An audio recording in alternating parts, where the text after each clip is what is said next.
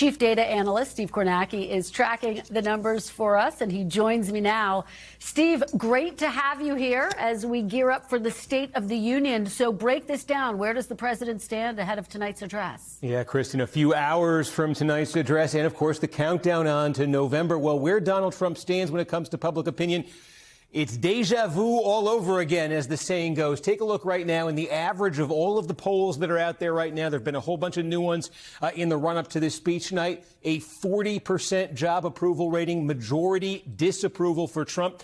At this same point in 2018, back in his first term, heading into that midterm year, his average approval rating was 40%, with a majority disapproval rating, too. Take a look, too, at the state of his party, the Republican Party versus the Democrats on the generic ballot. We're always asking this question, which party do you want to see control Congress? Right now, the Democrats, on average, with a 5-point advantage over the Republicans on the generic ballot. That is a little bit less. It was 7 at this point in 2018, 5 right now. But in both cases, clear leads for the Democrats in the generic ballot. Trump's first term and now his political position, Kristen, looks an awful lot like it did 8 years ago to the day.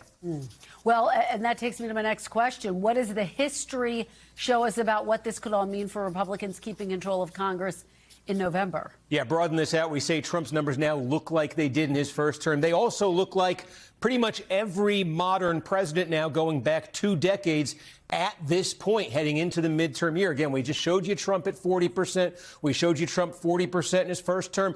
Joe Biden in 2022 at this point, 41% approval. Obama was 43% in 2014, 45 in 2010. George W. Bush was down in the mid-30s in 2006. So Trump's numbers really right in the middle of that range right there we see with modern presidents. And what happened with all of them?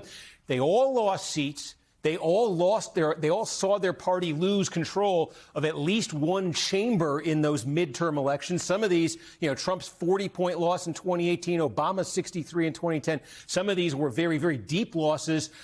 If there's one solace that the Republicans can maybe take from this, it would, ironically enough, be from Joe Biden, the Democratic president. Biden had that approval rating 4 years ago that's almost identical to Trump's right now. Biden had very low marks on the economy. His party controlled the House. And for all of that, they only lost 9 seats. Democrats only lost 9 seats in 2022. That was enough still for them to lose control of the House. If Republicans were to lose 9 now, they too would lose control of the House. But the floor didn't fall out for Democrats in 2022. They did have a fighting chance. Republicans, if you said right now, if you told them you have a fighting chance to keep your House majority, I think they would take that right now, given all of the other conditions we're describing.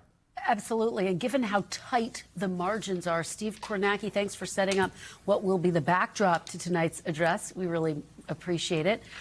We thank you for watching. And remember, stay updated on breaking news and top stories on the NBC News app or watch live on our YouTube channel.